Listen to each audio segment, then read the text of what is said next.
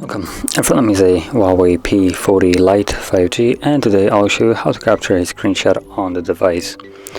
So to start off, you want to open up the content that you wish to capture, which I'm going to use settings as an example.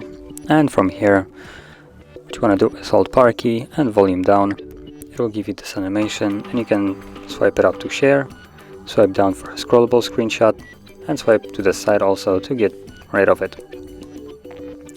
And on top of the scrollable screenshots, as you just, let me go back, so hold, you can swipe down, there we go, and let's allow it, and this will begin the scrollable. Now as you can see, it does stop whenever you touch it, so you basically have to patiently wait till it scrolls down to the point and then quickly tap on it, and from here you can shrink it down a bit if you want to, like so, and then tap on the save button, and that will save the scrollable screenshot.